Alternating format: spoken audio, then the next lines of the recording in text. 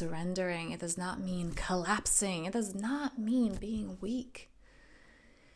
So many people are there hoping that they're going to feel better and strong and empowered and secure through outer circumstances.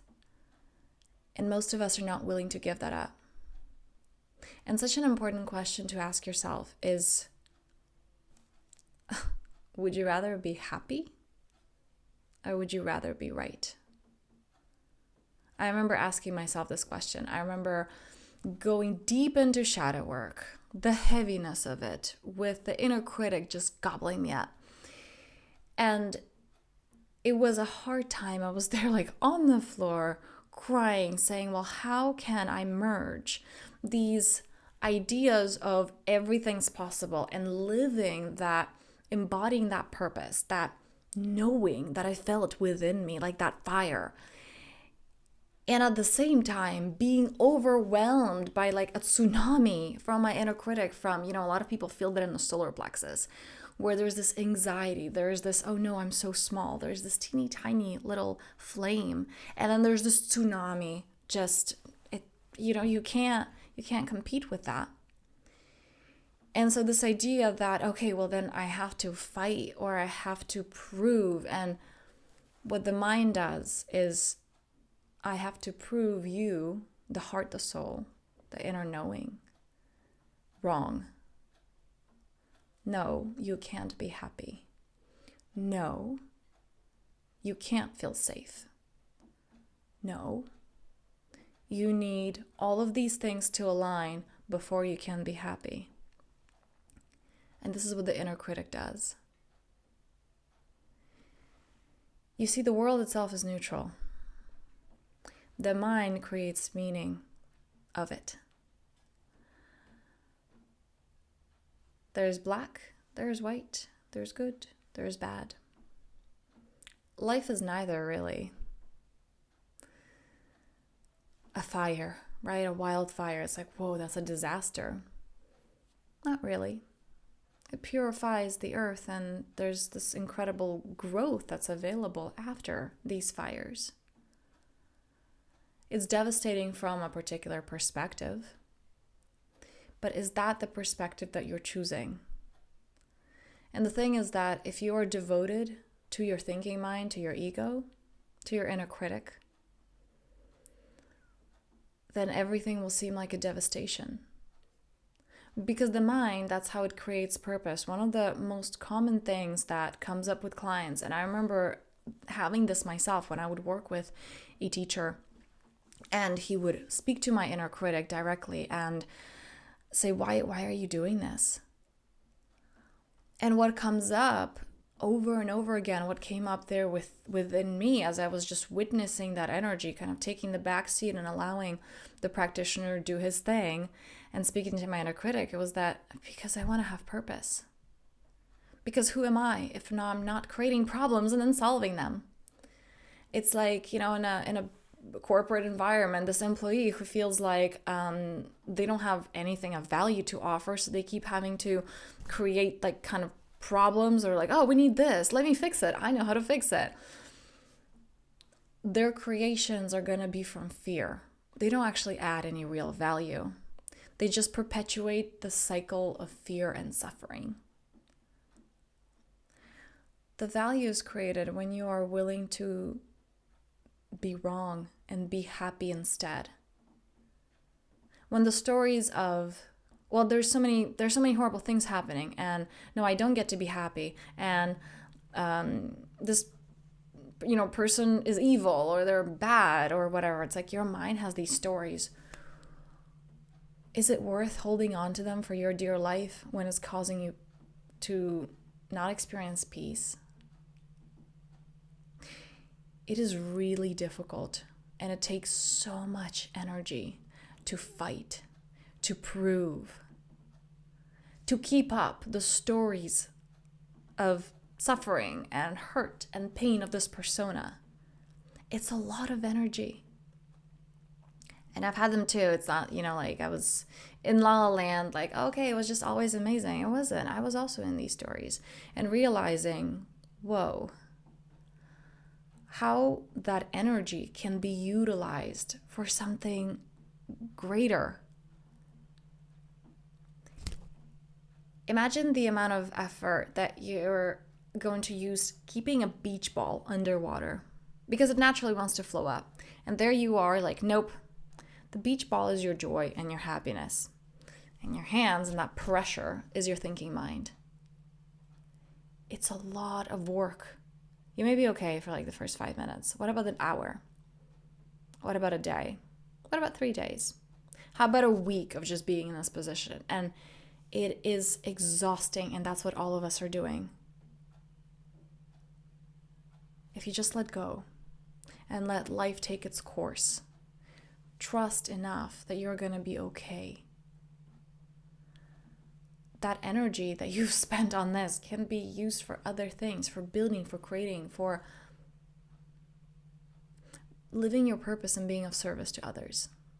Because that's what you came here to do. You're so unique. You came here with a unique blueprint.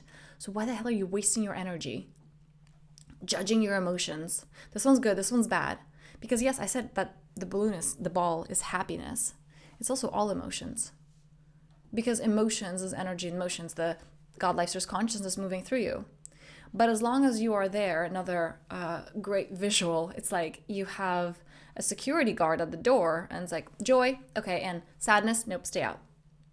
Bliss, yep, you can go in. Anger, nope.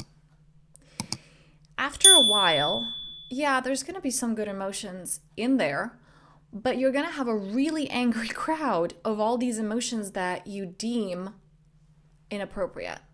Which, by the way, you weren't born judging.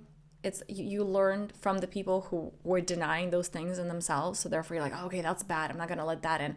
So we get to a point where there's just like an angry crowd in front of the door. So therefore, no more joy can get in. It can't get through that crowd. No more bliss can get in. No more alignment, fulfillment. None of these can get in because there's an angry crowd of grief, of anger, of sadness, of not enoughness, of all of these emotions because we don't know how to move them. Isn't that exhausting? What if instead there's a flow and that security guard was never necessary? That anger comes and then it leaves, and then joy comes and then it leaves too. And then sadness or grief come and then they pass as well. The problem is not any of the emotions. The problem is that we deem them inappropriate. Similarly as the seasons are not the problem. If you're trying to ski in the summer, it's going to be really frustrating. It's like, oh, what's wrong? I want to ski and I can't ski. It's like, yeah, it's summer. If you want to be tanning in the winter and you're like, I'm so upset, I can't tan. It's like, yes, because it's winter.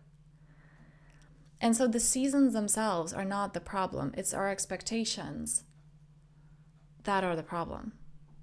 And our inability to tune into the cyclical nature of ourselves, of life. This is what the ancients knew that we have forgotten, that we have disconnected from. How many of us are actually taking the time every day to earth, to ground, to connect with the earth, to put our feet on the ground? And by the way, there's like science backing this up that you're receiving that energy and it reduces inflammation, that connection. It reduces stress levels. How many of us know that and are actually willing to do that? How many of us know the things that are not serving us, right? The food that is just filled with sugar and chemicals, the stress levels, the screen time, the sitting, and we still do it. It takes a lot of energy to be unhappy and a lot less to be happy because that's just who you are. That's your natural state of being. So my invitation with this one, first of all, taking a deep breath, that's my invitation. Are you willing to experiment? This is my invitation to you. Because it was difficult for me. It's actually difficult for most egos, for most inner critics.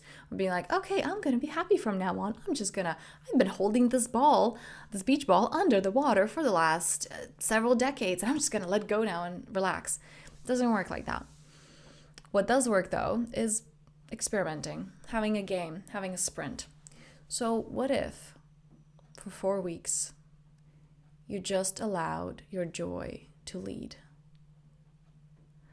What if for the next few weeks you just did an experiment and allowed your happiness? And I've got something to help you with that. I've created a free gift. Every single day you will receive audios to help you shift some of these patterns, some of these traps of the mind, to come out of it, all right? It's completely free because this is the time and the season of renewal. It's the season, hopefully, you're going to take on this invitation. This can be the season in your life where you're like, okay, we're shifting things. We're actually creating the life that we want to create, okay? And those free audios are here to support you in that. It's very tangible, very practical. And hopefully you're going to accept this invitation. That's my free gift to you, because I see this so many times. I have clarity calls with people that are there like, oh yeah, I kind of want to change. But no, I don't want to really do the work for it. And like, I'm not sure about it. And nothing happens out of that. But when you commit to, 21 days is the free gift, 21 days of choosing you, of committing to your growth, of allowing yourself to just be happy, things really shift. So whether you want to grab the free gift below and sign up for that or not, you may have that extra support. You may just want to schedule it in. Okay, for the next 21 days, what if I experiment? What if I allow my joy to lead and see what happens? And here's a warning, because I've done this too. Joy leading does not mean, okay, I'm going to allow my joy and pleasure and bliss to lead, but stress, how about you supervise them? That's not what I mean, okay? Stress has no business being in that team. I mean, really, 21 days of allowing yourself to be happy, of removing anything that is done out of guilt, obligation, or expectation. 21 days of being devotional to God, life source consciousness, to that energy moving through you. Think of it, how many days your body is just doing its thing, right? With all the chemicals, with the food that we're consuming, with the noise pollution, with all the stress, and your body is still here delivering to you. I feel like 21 days as a giving back is the least that you can do. So again, grab the gift below. If this spoke to you like on a different level and you're like, you know what, I'm ready to shift my life completely, I'm ready to go even deeper into this work, there's a link for a free clarity call below. If you want to see what's the next step for you and how I can support you, that's available as well if you just like feel the call. So on this note, I thank you so much for being here. Please be courageous enough to put your joy first, your well-being first, your alignment first. And I'll see you soon.